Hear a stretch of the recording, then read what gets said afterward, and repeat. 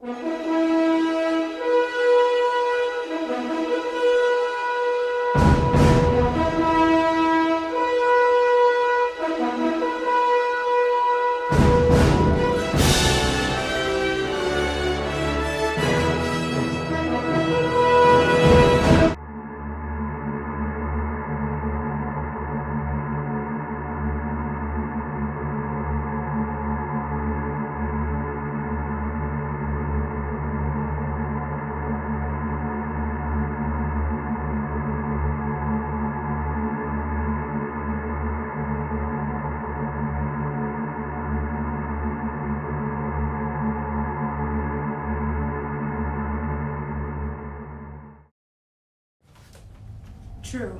very nervous, very, very dreadfully nervous. I had been and am. But why will you say that I am mad? The disease has sharpened my senses, not destroyed them, not dulled them.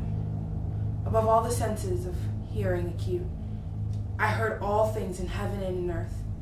I heard many things in hell. How then am I mad? Hearken and observe how healthily and how calmly I can tell you the whole story. It is impossible to say how first the idea entered my brain, but once conceived, it haunted me day and night. Object, there was none. Passion, there was none. I loved the old man. He had never wronged me. He had never given me an insult. For his gold, I had no desire. I think it was his eye. Whenever it fell upon me, my blood ran cold. And so by degrees, very gradually, I made up my mind to take the life of the old man, thus rid myself of the eye of the vulture. Now, this is the point. You fancy me mad. Madmen know nothing, but you should have seen me. You should have seen how wisely I proceeded, with what caution, with what foresight, with what dissimulation I went to work. I was never kinder to the old man than during the whole week before I killed him. And every night, about midnight, I turned the latch of his door and opened it, oh so gently. Oh, you have laughed to see how cunningly I thrust it in. I moved it slowly, very, very slowly, so that I might not disturb the old man's sleep. It took me an hour to place my whole head within the opening so far I could see him as he laid upon his bed. The old man have never been as wise as this. And this I did for 7 nights. Every night, just at midnight, I found the eye always closed, and so it was impossible to do the work, for it was not the old man who vexed me, but his evil eye. Upon the 8th night, I was more than usually cautious in opening the door. I watched minutes, hands move more quickly than did mine. Never before the night had I felt the extent of my own powers, of my sagacity. I could scarcely contain my feelings of triumph. I think that there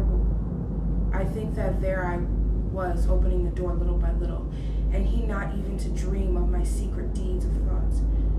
I fairly chuckled at the idea, and perhaps he heard me, for he moved in bed suddenly, as if startled.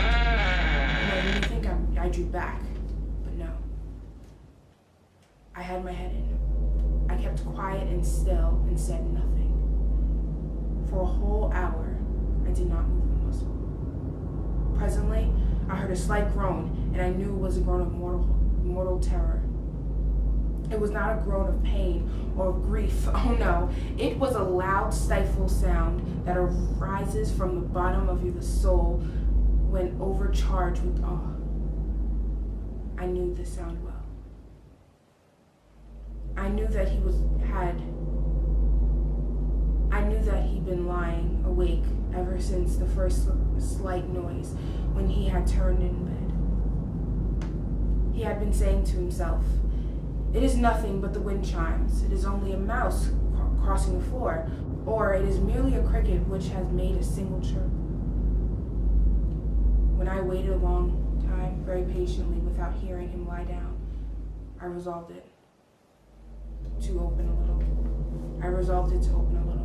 A very, very little crevice in my lantern.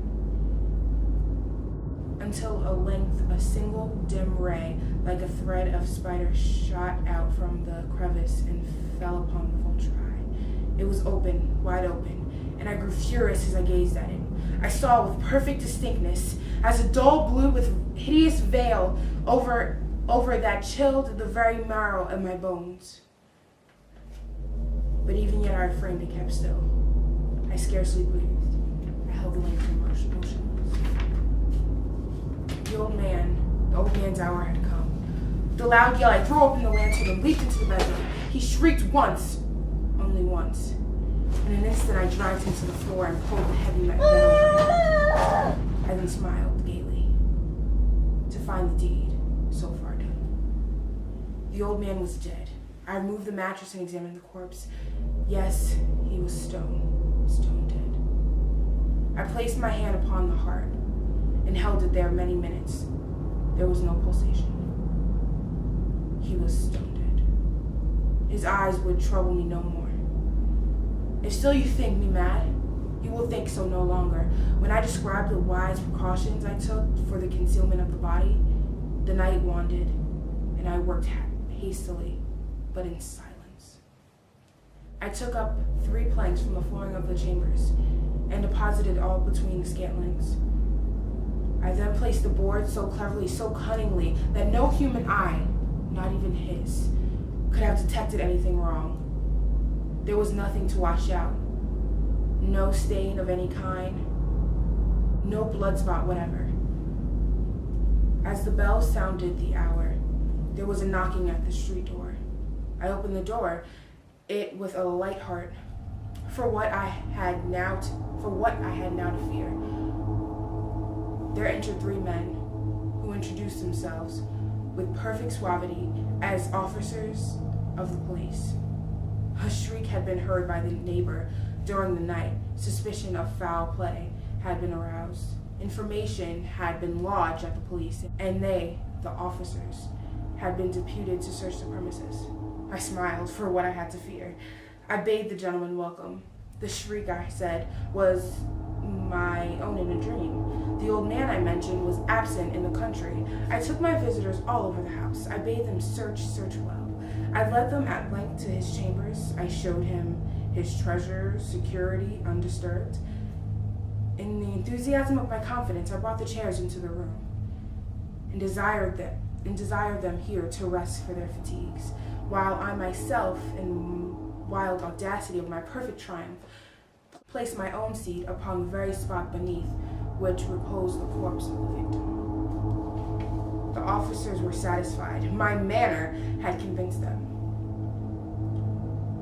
But ere long, I felt myself getting pale and wished them gone. My head ached, and I fancied a ringing in my ears. But they still sat there, still chatted. The ringing became more distinct. I talked more freely to get rid of the feeling, but it continued and gained definitively. Until at length I found that the noise was not within my ears. It was a low, dull, quick sound, much such as the sound as which makes when enveloped in cotton. I gasped my breath, and yet the officers heard not. Why would they not be gone? Oh God, what could I do? I foamed, I raved, I swore. It grew louder, louder, louder! And still the men chatted pleasantly and smiled. When it was possible they had not heard. Oh my God, no. They heard, they suspected, they knew. They were making mockery of my horror. This I thought, and this I think, but anything was better than this agony. Anything was more tolerable than this. I could not bear those hypocritical smiles no longer. I felt that I must die or scream. And now, again, hark, louder, louder, louder, louder! Villains, dissemble me no more. I admit